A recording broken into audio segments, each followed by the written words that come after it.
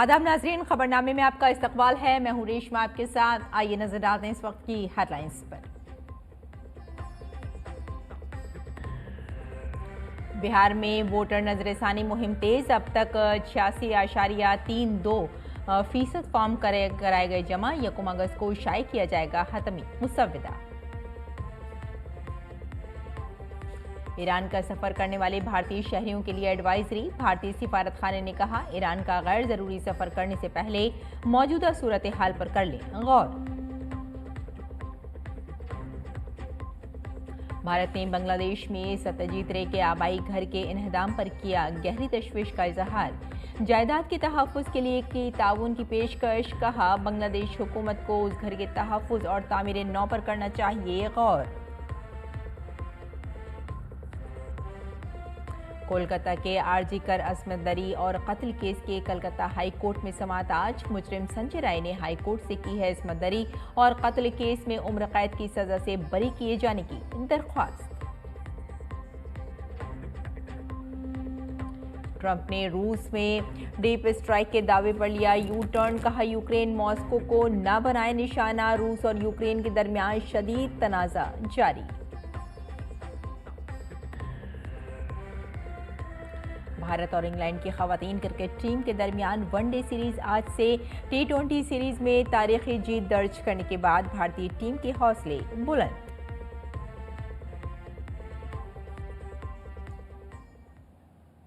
और आइए अब खबरों पर डालते हैं तफसील से नजर।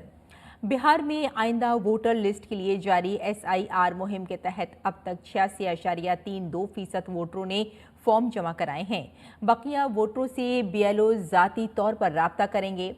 ड्राफ्ट वोटर लिस्ट में तमाम अहल वोटरों को शामिल करने को यकीनी बनाने में कोई कसर नहीं छोड़ी जाएगी। बिहार में जारी खुसूसी नजरसानी में बाकी वोटरों के भरे हुए फॉर्म जमा करने के लिए तकरीबन 1 लाख BLOs के घर के दौरे जल्द शुरू होंगे। BLOs उन घरों का दोबारा दौरा करेंगे जहां गुज़श्ता राउंड्स में वोटर्स आर्जी तौर पर गैर हाजिर थे। बिहार में जारी SIR में भरे हुए फॉर्म जमा कराने की आखिरी तारीख में मजीद 10 दिन बाकी हैं। बिहार के 7,69,69,844 वोटरों में से 6,81,67,861 EF या 86.32% जमा हुए हैं। मुतवफ़ी मुस्तकिल तौर पर मुंतकिल होने वाले और एक से ज़्यादा जगहों पर रजिस्टर होने वालों के पेश निगाह SIR के EF जमा करने के मरहले ने बिहार के तकरीबन 7.9 करोड़ वोटरों में से 90.84% को कवर किया है। सिर्फ 9.16% वोटर 25 जुलाई की आखिरी तारीख से पहले अपने भरे हुए EFS जमा करवाने के लिए बाकी हैं। ESCI NE8 के जरिए वोटर अपने EFS को ऑनलाइन भी भर सकते हैं और ER 2003 में जहां भी इत्तला हो अपना नाम तलाश कर सकते हैं। वोटर ECI NET ऐप का इस्तेमाल करते हुए अपने BLO समेत अपने इंतखाबी ओहदेदारों से भी राब्ता कर सकते हैं। ECI NET पर अब लोड किए गए फॉर्मों की तादाद में मजीद तेजी आई है और आज शाम 6 बजे तक इस प्लेटफॉर्म पर 6.20 करोड़ से ज़्यादा फॉर्म अपलोड किए जा चुके हैं। ईरान में भारतीय सिफारत खाने ने ईरान का सफर करने वाले भारतीय शहरियों के लिए एक एडवाइजरी जारी की है। भारतीय सिफारत खाने ने सोशल मीडिया पर मुत्तला किया कि पिछले कई हफ्तों में सिक्योरिटी से मुताल्लिक़ वाक़यात के पेश नज़र भारतीय शहरियों को मशवरा दिया जाता है कि वो ईरान का सफ़र करने से पहले मौजूदा सूरत हाल पर गौर कर लें। उसने ये भी कहा कि भारतीय शहरियों को ताज़ा तरीन इलाक़ाई पेशरफ्त पर नज़रसानी रखनी चाहिए और भारतीय हुक्काम की तरफ से जारी करदा ताज़ा तरीन मशवरों पर अमल करना चाहिए। भारतीय शहरी जो पहले से ईरान में हैं और वहां से जाना चाहते हैं, वो अब दस्तयाब कमर्शियल फ़्लाइट और फेरी खिदमात से फ़ायदा उठा सकते हैं। और हुकूमत ने अजीम फिल्मसाज और अदीब सत्यजीत रे की आबाई जायदाद की मरम्मत और तामीर नौ में हुकूमत बांग्लादेश के साथ ताउन करने की ख्वाहिश जाहिर की है।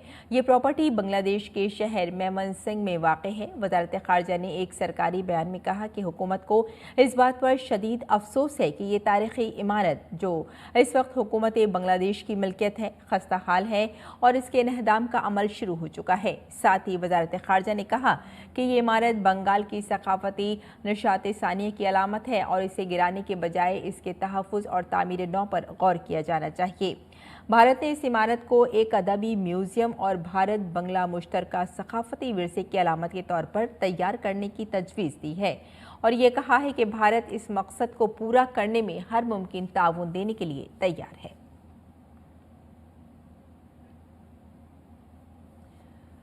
कोलकाता की आरजी कर अस्मत दरी और कत्ल केस की आज कलकत्ता हाई कोर्ट में समाअत होगी। ट्रायल कोर्ट की जानिब से इस केस के मुलजिम संजय राय को सजा सुनाए जाने के बाद कलकत्ता हाई कोर्ट से रुजू किया और अस्मत दरी और कत्ल केस में उम्र कैद की सजा से बरी होने की दरख्वास्त की। डिवीजन बेंच के सामने पेश की गई दरख्वास्त में राय ने दावा किया कि वो इस जुर्म में कसूरवार नहीं है, इसलिए उन्हें बरी किया जाना चाहिए। इससे कबल रियासती हुकूमत और सीबीआई दोनों ने राय की सज़ा को मौत की सज़ा में बढ़ाने के लिए हाई कोर्ट में दरख्वास्त दाखिल की थी। हाई कोर्ट के इसी बेंच ने सीबीआई की अपील को भी कबूल कर लिया है और इस केस की भी समाअत होगी।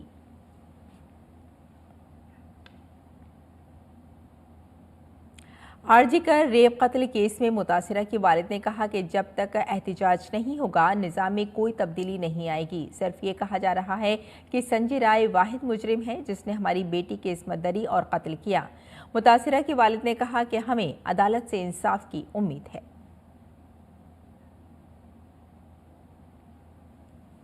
मरकजी हुकूमत की डिजिटल इंडिया पहल का एक बड़ा हिस्सा कॉमन सर्विस सेंटर CSC का 16वां यौम तासीस आज दिल्ली के यशु भूमि कन्वेंशन सेंटर में मनाया जाएगा।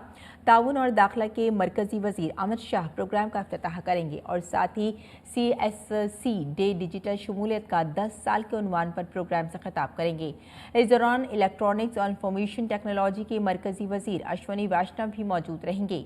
2006 में शुरू हुआ CSC आज दुनिया के सबसे बड़े डिजिटल सर्विस नेटवर्क में से एक है जिसमें 6.5 लाख से ज्यादा मराकज़ हैं। मध्य प्रदेश के वजीर आला डॉक्टर मोहन यादव ने दुबई के 2 रोज़ा सरकारी दौरे को रियासत की इक़्तिसादी तरक्की और आलमी सरमायाकारी में इजाफे के लिए एक अहम कोशिश करार दिया है। वजीर आज़म नरेंद्र मोदी की खारजा पॉलिसी की तारीफ करते हुए उन्होंने कहा कि वजीर आज़म नरेंद्र मोदी ने 2015 से दुबई की सलाहियत को पहचाना और इसे आलमी तिजारत के लिए एक मौसर जरिया बनाया है। माननीय प्रधानमंत्री जी ने दुबई की ताकत को पहचाना। 2015 से उनने दुबई के माध्यम से दुनिया में व्यापार का एक नया दरवाजा खोलने का काम किया। विश्व व्यापार के लिए वाकई एक माइलस्टोन की तरह उनका ये अभियान रहा है और उम्मीद करता हूं कि ये सिलसिला न केवल हमारा आगे भी जारी रहेगा बल्कि भविष्य में मध्य प्रदेश से आकर के व्यापारियों का हमारा अलग अलग जब कोई बड़े आयोजन होते हैं उसमें हम न केवल भागीदार बनेंगे बल्कि और अच्छे इस ट्रेड को कैसे बढ़ा सकते हैं उस पर हम काम कर रहे हैं। और उत्तर प्रदेश में एक बार फिर से मूसलाधार बारिश शुरू हो गई है। रियासत के मशरक़ी हिस्से में 48 घंटों तक शदीद बारिश के लिए ऑरेंज अलर्ट जारी किया गया है। इसके साथ ही आज रियासत के मगरबी हिस्से में कई मकामात पर बारिश और गरज चमक के साथ बारिश हो सकती है। महकमा मौसमियात के मुताबिक सोनभद्र, मिर्ज़ापुर, चंदौली और इसके आसपास के इलाकों में आज भारी से भारी बारिश का इम्कान है। IMD के मुताबिक शुमाली राजस्थान के वस्ती हिस्से पर एक दबाव बन गया है और शुमाली झारखंड और इससे मुल्हक़ा जनूबी बिहार के ऊपर एक कम दबाव का इलाका नुमाया है, जिसकी वजह से आइंदा 2 से 3 दिनों के दौरान राजस्थान, मशरक़ी और मुल्हक़ा वस्ती भारत में तेज़ बारिश का इम्कान है। उत्तराखंड, हरियाणा, जम्मू कश्मीर और हिमाचल प्रदेश में कई मकामात पर गरज चमक के साथ मूसलाधार बारिश हो सकती है। दरिया में पानी की सतह बढ़ने के बाद मध्य प्रदेश के ग्वालियर में तेघरा डैम के दरवाजे खोल दिए गए हैं। डैम के 5 दरवाजे खोले गए हैं। मूसलाधार बारिश के बाद नदी की सतह आब में इजाफा हुआ है, जिसकी वजह से यह कदम उठाया गया है। इंतजामिया ने दरवाजे खोलने से पहले इलाके के तमाम देहातों को अलर्ट कर दिया है। पानी एक्चुअली 738.50 हो गया था, तो हमें इसको 738 का लेवल मेंटेन करना है। तो उसके संबंध में इस वाटर लेवल को डाउन करने के लिए 5 गेट आज तेघरा के खोले गए, 2-2 फीट के आसपास, 2-2-2.5 फीट करीब। अगर पानी बढ़ता है तो 2 गेट और हैं, उनको ऑपरेट करेंगे और उससे पानी को निकालेंगे। कम से कम इसके डाउन स्ट्रीम में 12 गांव अपने हैं, उनको सभी को अलर्ट कर दिया गया। तहसीलदार, पटवारी, आरआई सबको अलर्ट कर दिया।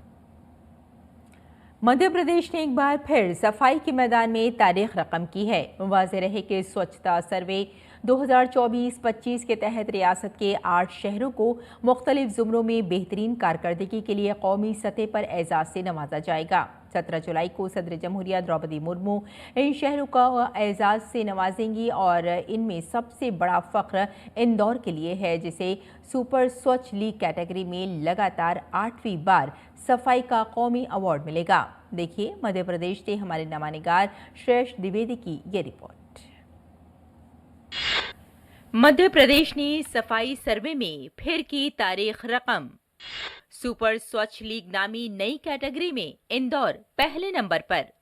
भोपाल को सफाई में मुल्क की बेहतरीन राजधानी का खिताब। 3 से 10 लाख की आबादी के जुमरे में उज्जैन मुल्क का सबसे साफ सुथरा शहर। मध्य प्रदेश पीएम मोदी के सफाई के अहद को कर रहा है पूरा।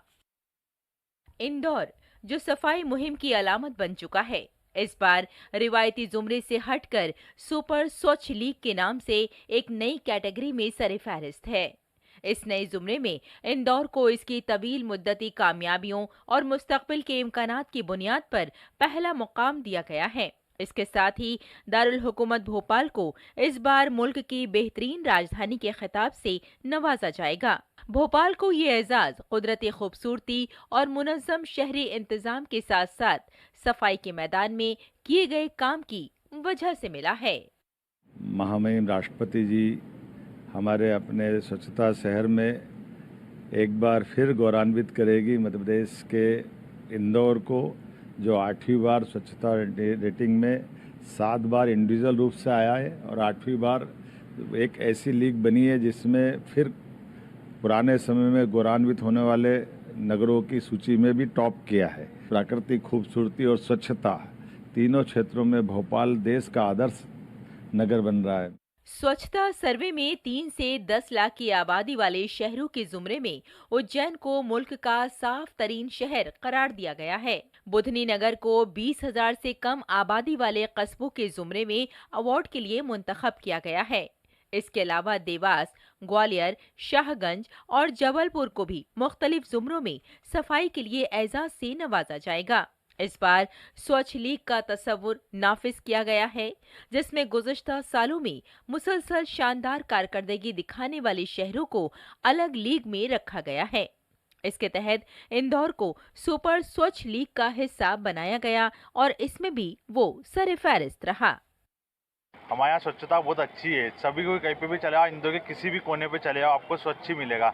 आजकल लोग कोई कूड़ा वूड़ा कहीं नहीं फेंकते, सब जो प्रॉपर डस्टबिन में डालते। 2024 का निर्णय जारी किया गया है कल, उसमें भोपाल दूसरे स्थान पर है, तो उसके लिए मैं बहुत ज्यादा खुश हूँ।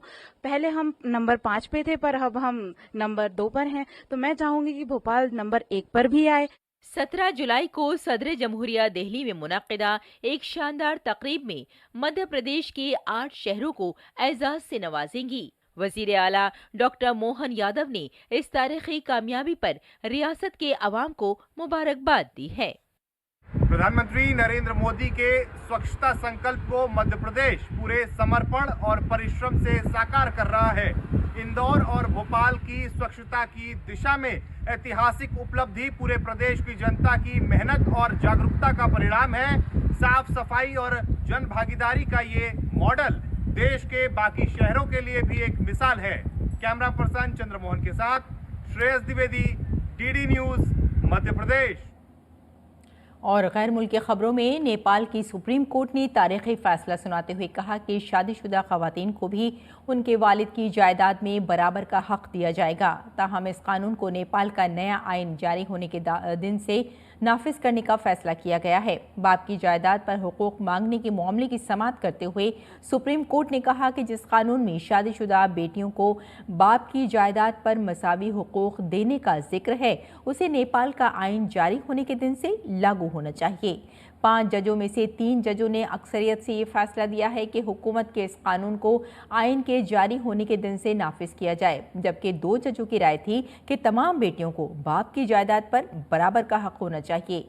आइन में इसमें दिन, तारीख या साल का जिक्र नहीं है, इसलिए इसमें शादीशुदा या गैर शादीशुदा को नहीं देखा जाना चाहिए। और आइए अब नजर डालते हैं दिल्ली से शाये कुछ उर्दू अखबारात पर।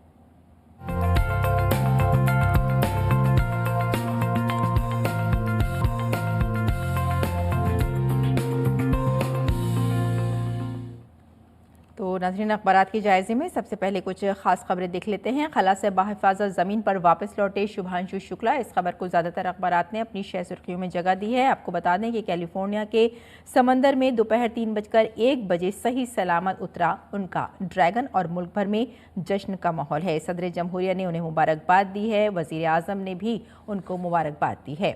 और इसके अलावा अगली सुर्खी देख लेते हैं। यमन, हिंदुस्तानी नर्स निमिशा की फांसी को मुलतवी कर दिया गया है। ये कामयाबी हिंदुस्तानी सिफारती हुक्काम की कोशिशों की बदौलत मिली है, जो वहाँ के हुक्काम से मुसलसल राब्ते में थे। और उर्दू के हवाले से एक और ख़बर आप तक पहुंचा दें कि आलमी यौम उर्दू अवार्ड 2025 का ऐलान हो चुका है। और आपको यहाँ ये भी बताते चलें कि प्रोफेसर बिल्किस बानो अली को लाइफ टाइम अचीवमेंट और डॉक्टर रऊफ़ खैर को अल्लामा इकबाल अवार्ड से नवाजा जाएगा। इसके अलावा फहरिस्त में कई दीगर नाम भी शामिल किए गए हैं। और अब देख लेते हैं अगली सुर्खी। रूस यूक्रेन जंग 50 दिन में ख़त्म करे वरना नई पाबंदी उस पर आयद की जाएगी, ट्रंप का नाज़रीन ये बयान है। और चलते चलते एक और सुर्खी देख लेते हैं। पाकिस्तान में हालिया मानसून में 111 अफराद हलाक हो चुके हैं। मज़ीद बारिश से बुनियादी ढांचे को नुकसान पहुँचने का भी खदशा बताया जा रहा है। तो नाज़रीन, ये था अखबारात का मुख्तसर जायज़ा। और आइए अब लौटते हैं बुलेटिन की जानिब, कुछ और खबरें देख लेते हैं। खेल की खबरों पर नजर डालें तो भारत और इंग्लैंड के खवातीन क्रिकेट टीमों के दरमियान वनडे सीरीज़ का आगाज़ आज से होगा। सीरीज़ का पहला मैच साउथहैम्पटन में खेला जाएगा और T20 सीरीज़ में तारीखी फतेह दर्ज करने के बाद अब भारतीय टीम की नज़रें वनडे सीरीज़ जीतने पर लगी हुई हैं। वाज़ेह रहे कि इससे कबल भारतीय खवातीन टीम ने 5 मैचों की T20 सीरीज़ 3-2 से जीती थी।